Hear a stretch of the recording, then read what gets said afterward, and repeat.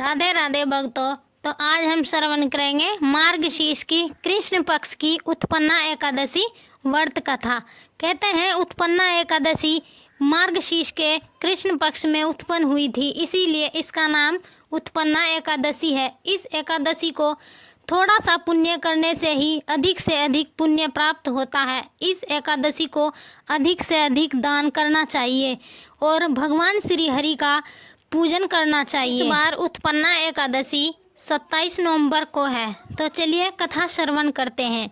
सूत जी बोले, हे ब्राह्मणों, प्राचीन समय में श्री कृष्ण चंद्र जी से एकादशी के उत्तम व्रत का महत्व विधि पूर्वक वर्णन किया। हे द्विजोत्तम, जो कोई एकादशी की उत्पत्ति और महत्व को सुनेगा वह अनेक सुखों को भोगकर विष्णु लोक को प्राप्त होगा। अर्जुन बोला, हे जनार्दन, हे प्रभु, उपवास, नक्त भोजन और दिन रात में एक बार भोजन का क्या फल और किस प्रकार करना चाहिए, ये सब मुझसे कहिए। श्री कृष्णचंद्र जी बोले, हे अर्जुन, हेमंत ऋतु के मार्गशीर्ष महीने के कृष्ण पक्ष में एकादशी का उपवास करें। दशमी की रात्रि में दातून कुल्ला करें। दिन के 8वें भाग जब सूर्य का प्रकाश मंदा हो जाए उस समय के आहार का नाम नक्त भोजन है। रात्रि के आहार का नाम नक्त भोजन नहीं है। फिर प्रातः काल नियम से संकल्प करे, हे पार्थ, मध्य के समय स्नान करके पवित्र और सावधान हो जाए। नदी, तालाब और बावड़ी में स्नान उत्तम, मध्यम और अधन कर्म से होता है। जो इनका अभाव हो तो कुएं पर स्नान करना ही सर्वश्रेष्ठ है।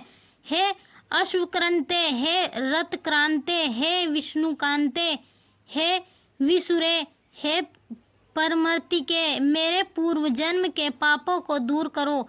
तुम्हारे द्वारा पापों के दूर होने से मैं परम गति को प्राप्त हो जाऊंगा। इस मंत्र से मृत्तिका लगाकर व्रत करने वाला मनुष्य स्नान करे। पतित, चोर, पाखंडी, मिथ्याभाषी, देवता, वेद और ब्राह्मण की निंदा करने वाले, दुराचारी, अज्ञागामी, पराये धन को हरने वाले, देवता के धन को हरने वाले से वार्तालाप न करे। यदि इनमें से कोई दिख भी जाए तो सूर्य का दर्शन करे। फिर अपने घर में आदर पूर्वक नैवेद्य आदि से श्री गोविंद भगवान का पूजन करके भक्ति से दीपदान करे। उस दिन खाट पर शयन और मैथुन वर्जित है। व्रत करने वाला गान विधि से दिन रात को बिताएं। भक्ति सहित चित्र से रात में जागरण करके ब्राह्मण को दक्षिणा देकर प्रणाम करके क्षमा मांगे।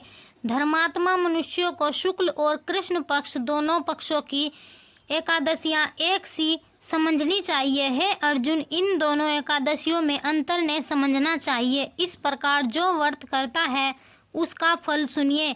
शंख द्वार क्षेत्र में स्नान करके गदाधर देव का दर्शन करके जो फल मिलता है वह एकादशी के उपवास से 16वें भाग के बराबर भी नहीं है। व्यतीत में दान करने से 4 गुना फल विशेष होता है। कुरुक्षेत्र में सूर्य चंद्र के ग्रहण में स्नान करने से जो फल होता है वह सब एकादशी के उपवास से प्राप्त होता है। अश्वमेध यज्ञ करने से जो फल मिलता है उससे 100 गुना फल एकादशी के उपवास से प्राप्त होता है। जिसके घर पर 1 लाख तपस्वी नित्य भोजन करते हैं उनको 60,000 वर्ष में जो पुण्य होता है वह एकादशी का उपवास करने से होता है। वेद पढ़े हुए ब्राह्मणों को 1000 गोदान में देने से जो फल मिलता है उससे 10 गुना अधिक फल एकादशी का उपवास करने वालों को होता है। नित्य 10 उत्तम ब्राह्मणों को भोजन कराने से जो पुण्य होता है उनसे 10 गुना विशेष फल एक ब्रह्मचारी को भोजन से मिलता है। उससे 1000 गुना विशेष फल भूमि दान से, उससे 1000 गुना फल कन्यादान से कहा गया है। उससे 10 गुना फल भूखे को अन्न देने से होता है। अन्न दान के बराबर कोई दान न हुआ है और न होगा। हे कुंती पुत्र, अन्न के दान से स्वर्ग में रहने वाले पितर और देवता तृप्त हो जाते हैं। एकादशी के व्रत के पुण्य की सीमा नहीं है। नरपश्रेष्ठ एकादशी के पुण्य का प्रभाव देवताओं को भी दुर्लभ है।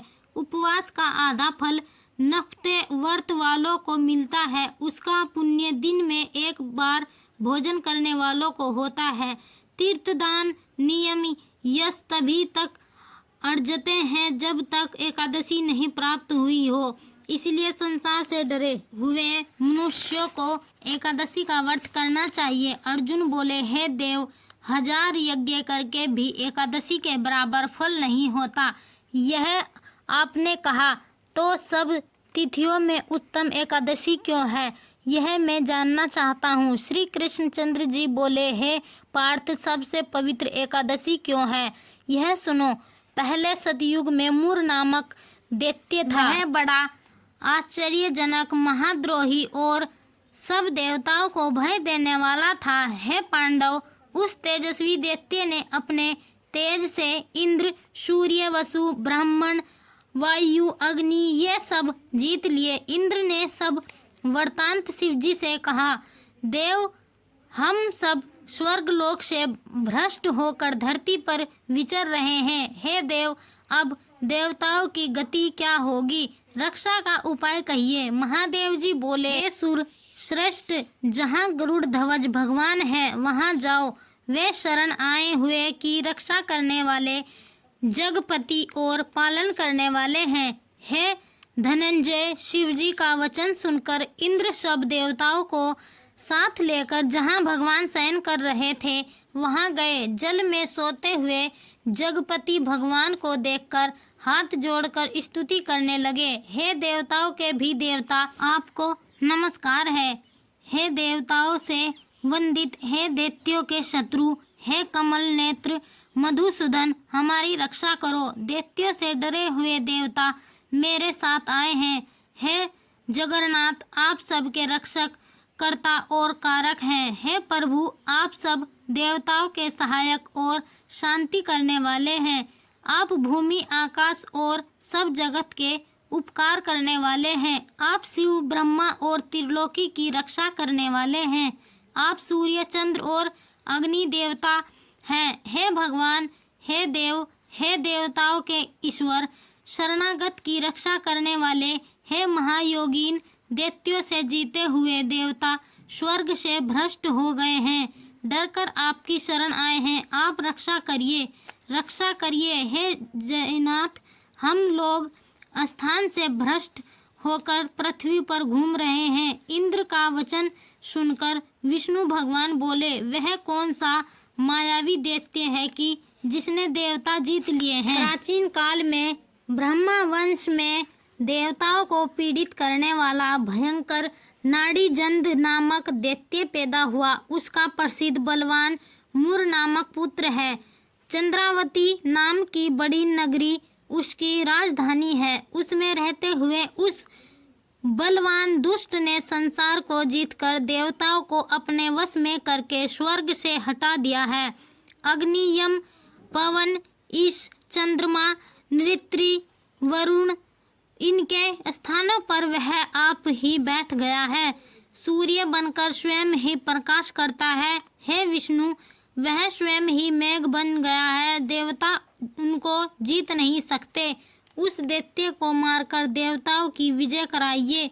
इनका वचन सुनकर भगवान कुपित होकर बोले, हे देवराज, तुम्हारे उस बलवान शत्रु को मैं मारूंगा। तब देवताओं ने हजारों दिव्य अस्त्रों से युक्त असंख्य दैत्यों के संग गरजते हुए मूर दैत्य को देखा।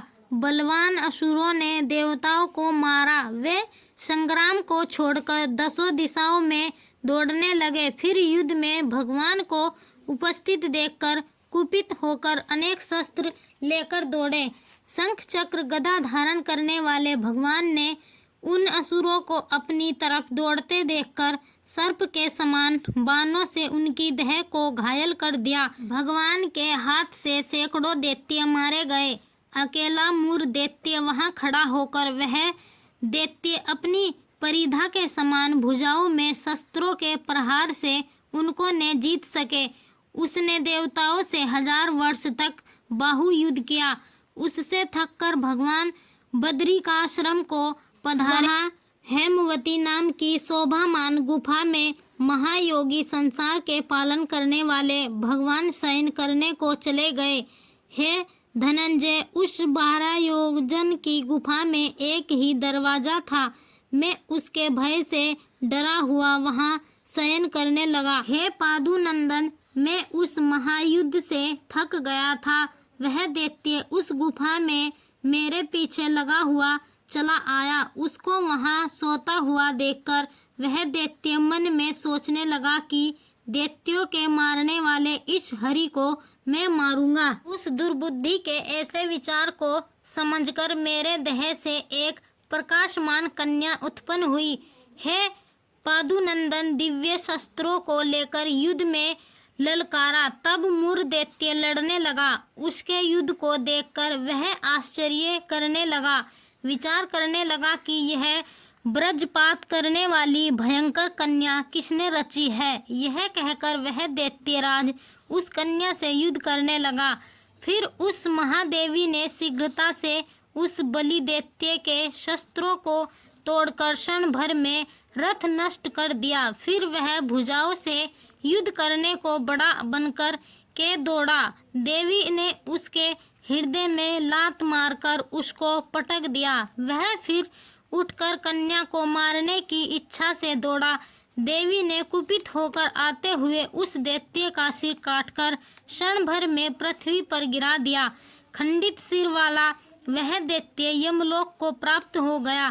शेष दैत्य भयभीत और दुखी होकर पाताल लोक को चले गए। तब भगवान उठे और अपने सामने मरे हुए असुरों को देखा। जगत के पति भगवान नम्रता से हाथ जोड़कर खड़ी हुई दिव्य कन्या को अपने सम्मुख देखकर आश्चर्य से बोले, इस दुष्टात्मा दैत्य को संग्राम में किसने मारा, जिसने गंधर्व इंद्र मरुदल गण सहित सब देवता जीत लिए, जिसने लोकपालों को खेल से ही जीत लिया और जिसने हारा हुआ में भी डर कर उस गुफा में सो गया था। कन्या बोली, हे प्रभु, मैं आपके ही अंश से पैदा हुई हूँ। मैंने ही इस असुर को मारा है। हे हरे, आपको सोते हुए देखकर यह आपको मारने को तैयार हो गया। इस सिलोक के कंठक का ऐसा विचार समझकर इस दुष्ट दैत्य को मैंने मार दिया और देवताओं को निर्भय कर दिया। सब शत्रुओं को भय करने वाली मैं आपकी प्रबल शक्ति हूँ। त्रिलोकी की रक्षा करने के लिए भय देने वाले इस दैत्य को मैंने मारा है। हे प्रभु, इस मरे हुए दैत्य को देखकर आश्चर्य क्यों हुआ, सो कहिए। श्री भगवान बोले, हे अनंदे, इस दैत्य के मरने से मैं तुमसे प्रसन्न हूँ। देवता हष्ट पुष्ट हो गए और देवताओं का जो तुमने उपकार किया है इससे तीनों लोकों में आनंद हो गया है। हे कन्या, मैं तुमसे प्रसन्न हूँ। मैं ऐसा वरदान दूंगा जो देवताओं को भी दुर्लभ है। कन्या बोली, हे देव, यदि आप मुझसे प्रसन्न हैं और आप मुझको वर देना चाहते हैं तो यह वरदान दे, जिससे मेरा व्रत करने वाले मनुष्यों को मैं महान पाप से छुटा दूं। हे भगवान, मुझे यह वरदान मिले कि जो कोई उपवास करे अन्यथा सायंकाल भोजन करे, उसको मोक्ष मिले। भगवान बोले, तथास्तु। ऐसे लोग त्रिलोकी में विख्यात होकर वैकुंठ में वास करेंगे। मेरी परम भक्ति तू एकादशी को उत्पन्न हुई है, इससे तेरा नाम उत्पन्ना एकादशी होगा। इस प्रकार उसको वर देकर भगवान अंतर्ध्यान हो गए और एकादशी अत्यंत प्रसन्न हुई। हे कुंती पुत्र, इस तरह से एकादशी की उत्पत्ति हुई है, जो सब पापों को नष्ट करने वाली पवित्र तिथि है। हे अर्जुन, शुक्ल पक्ष का भेद न करके दोनों पक्षों में व्रत करना चाहिए। द्वादशी युक्त एकादशी सबसे श्रेष्ठ है। एकादशी के व्रत से अश्वमेध यज्ञ का फल मिलता है, इसमें कोई संदेह नहीं है। वैष्णव धर्म के समान कोई सनातन धर्म नहीं है। तो भक्तों यह थी उत्पन्ना एकादशी व्रत कथा। आगे की एकादशियों की कथा श्रवण करने के लिए हमारा YouTube चैनल सब्सक्राइब जरूर करें। राधे राधे।